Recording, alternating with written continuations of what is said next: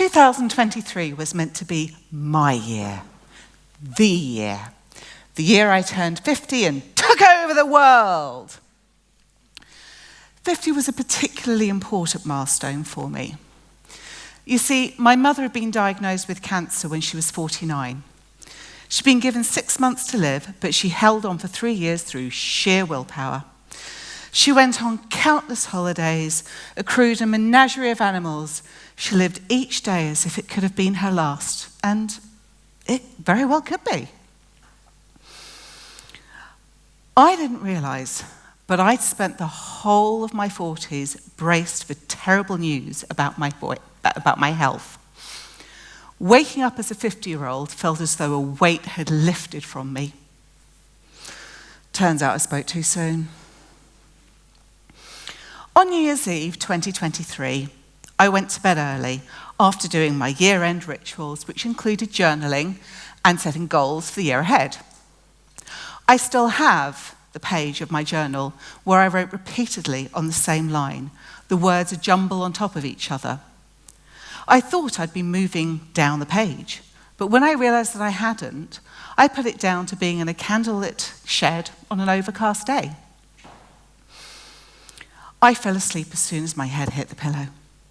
I slept through the festivities. I slept through the fireworks. I slept through my 13-year-old son deciding to take himself off for a 3-hour walk.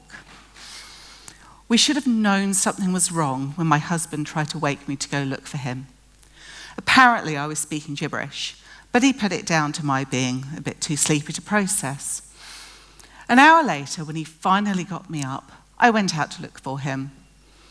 When I couldn't find him, I came back and I said, "Yeah, we better phone the police," and promptly went back to bed.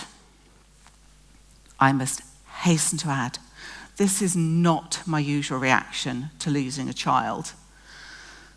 But I was overwhelmed by exhaustion. I had been all day, and my eyesight was funny. When I woke up the next morning, I couldn't see anything to the right.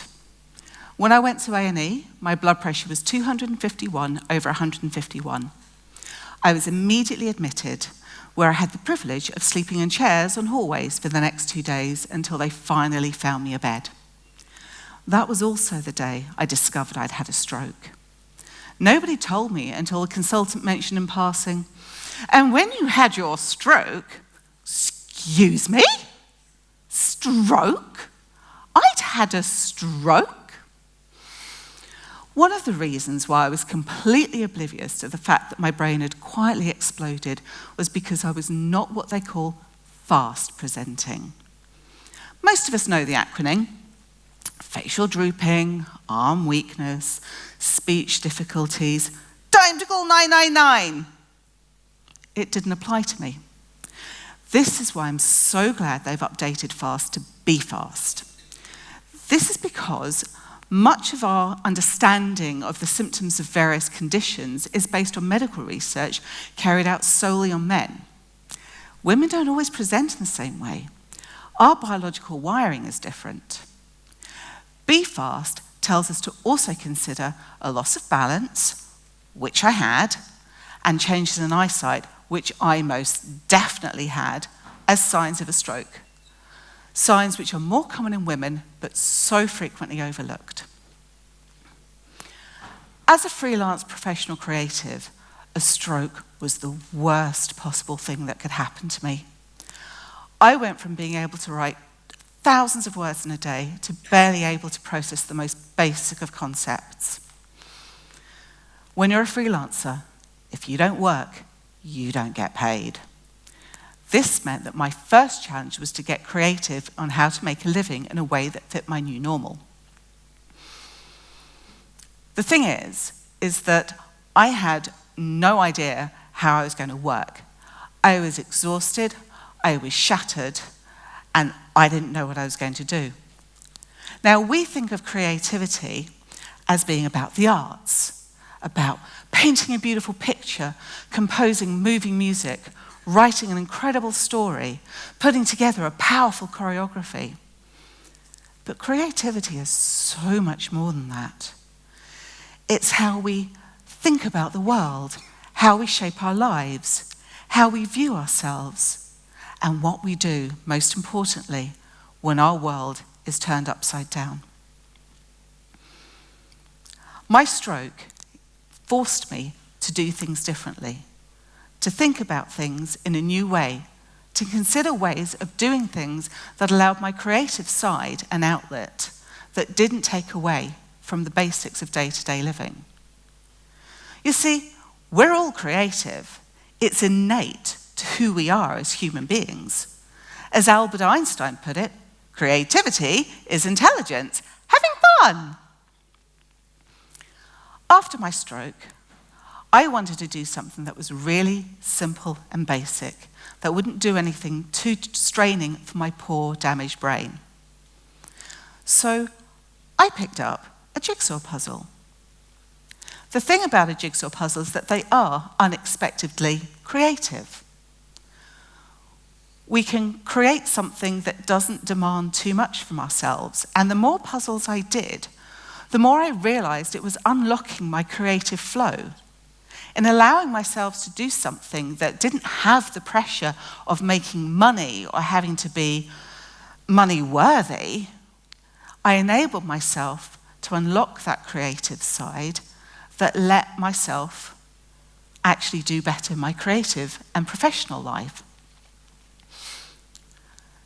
Earlier this year, I entered my first jigsaw speed puzzling competition.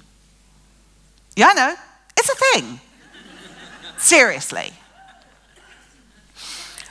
When I first started doing jigsaws, I questioned whether there were competitions that I could do. I thought it sounded like fun.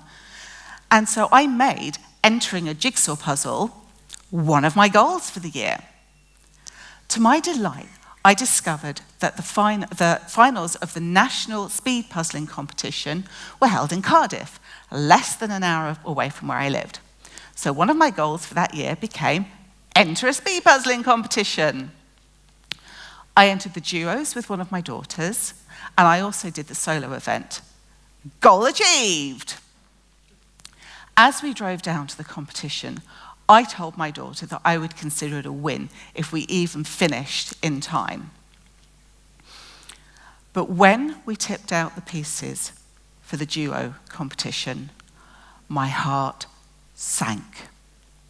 Usually, we start with the border, but this one had a repetitive design that was going to be very, very difficult to do, so we actually ended up doing it last, which threw my whole strategy into disarray. Surprisingly, my daughter and I worked well together in a competitive environment. We can quite often butt heads, but under conditions, we worked intuitively, and we had good communication, and we completed the puzzle in 1 hour and 15 minutes. Nowhere near the winning time of 29 minutes, but still, we did it. When it came to the solo event, it was even worse. I came off the field questioning why I'd put myself through such trauma. When I tipped out the pieces for the puzzle that I'd been assigned, it was just awful. It was a beautiful seascape with an incredibly detailed background. I spent the whole time on the verge of frustrated tears because I didn't think I could do it. Luckily, I have a very loud inner cheerleader who really earned her keep that day. I had this little voice inside me that kept saying all the time, "Stick with it! You can do it! You've got this!" And sure enough, despite my misgivings, I finished the 500-piece puzzle in 1 hour and 50 minutes. For the record, the winning time was 36 minutes, but as far as I was concerned, I won! So, why jigsaw puzzles? Jigsaw puzzles actually do a surprising amount of things for us. They're a moment of mindfulness, a break from whatever might be troubling us. They allow us to give our inner child a little bit of entertainment. Healing is said to bring greater emotional well-being. It gives our creative side an outlet without too much pressure. With a jigsaw puzzle, most of the decisions are made for you. You don't need to think about what the finished design is going to look like. A piece either fits or it doesn't. It encourages you to be patient. Sooner or later, each piece will find its place. You just have to give it time. And it gives you courage to take action when you haven't got the full picture. When I picked up my first puzzle, I wasn't thinking about all these hidden benefits. I was just trying to kickstart my poor, damaged brain into being a semblance of how it used to be. But the more I continued with puzzles, the more I realized that there was more to the creative process than I'd first realized. We can, if you like, view it as a puzzle made up of various stages that we progress through, moving from permission to play, to pattern, to progress. And when we know what we're looking for, when we move through these stages, sometimes without even realizing it, it becomes so much easier to tap into our creative side. So, the first piece is permission. Not permission to be good, permission to be bad, really bad. To create something knowing it might be awful, knowing it might get thrown away and rebuilt by scratch, knowing it might never be seen by anyone else, and that's okay. Luke Floriani, a mentor I work with, once challenged me to write the worst possible music imaginable. He said, "Make it sound as if you know nothing about music." It was one of the scariest things I've ever done. But when I sat down to be intentionally bad, I had the best time. It reminded me just why I love making music so much. The next piece is play. This is where we start experimenting, exploring, trying things out, approaching things through the lens of a childlike curiosity. There's a wealth of research out there on the importance of play in adulthood. For example, the National Institute of Play has a wealth of resources that show you just how valuable play is for us. Yes, all backed by science, including enhanced mental health, supporting inner child, greater emotional resilience, and even increased self-awareness, because play can be a good indicator of our natural skills, strengths, and talents. The next piece is pattern. This is where we see something start to take shape. It might not look like you initially thought it would. In fact, it probably won't.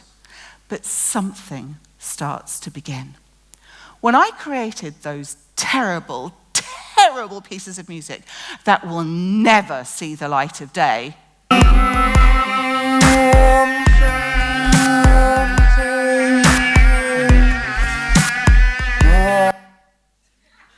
told you it was really bad. But the beautiful thing about them was that actually they all created nuggets of something that went on to become truly powerful pieces of music. And then the final piece is progress. This is where you keep going, not because you necessarily have the full picture yet, but because you trust that it's forming.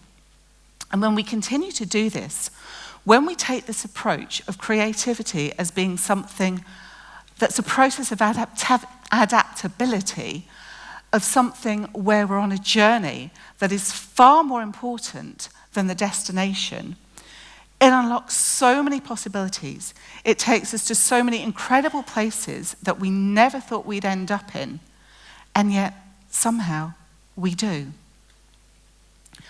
I always talked about my stroke as being a possibility, but I didn't realize how much. Without my stroke, I wouldn't have discovered the delight of the subculture of competitive speed puzzling. I wouldn't have restructured my business in a way that's far more successful. I wouldn't be on this stage right now. So next time you're faced with a creative challenge, instead of asking yourself, am I good enough to do this? And putting pressure on yourself to be perfect right from the start, ask yourself, what's in front of me? What have I got to work with? What's the puzzle piece I'm holding right now? Come back to the stages I talked about earlier. Give yourself permission to be bad. This will free you from the constraints of perfectionism and allow you to just have fun, which brings you to play, explore, see what works. Don't worry about what doesn't. It's about enjoying yourself. Then look at the pattern that's forming. Maybe it doesn't match what you envisaged, but I promise it will be taking you somewhere far more beautiful. And then trust in the progress. Keep going one step at a time, because you're on your way. You're going to get there. Back in 2024, I thought I was going to be back to my old self in no time. I look back with fondness at how blissfully naive I was back then. It's been 2.5 years and I'm still not back to my old self. I have good days, I have bad days, and I have days when my brain and body simply say, nope. I have no idea what each new day will bring. But that's true of all of us. We just don't take the time to question how life can change in an instant. In letting go of the pressure to be perfect, it unlocks all these doors. I'm going to hold my hand up to having been one of those perfectionists. But now, having had my stroke and having worked with puzzles, I've developed the patience to give myself grace instead of rushing to get finished. And when one day I finally cross that final finish line, that one we all step over sooner or later, I won't be bothered about whether I took the perfect route, because I'll know I took the scenic one, the interesting one, the creative one, and life was all the better for it.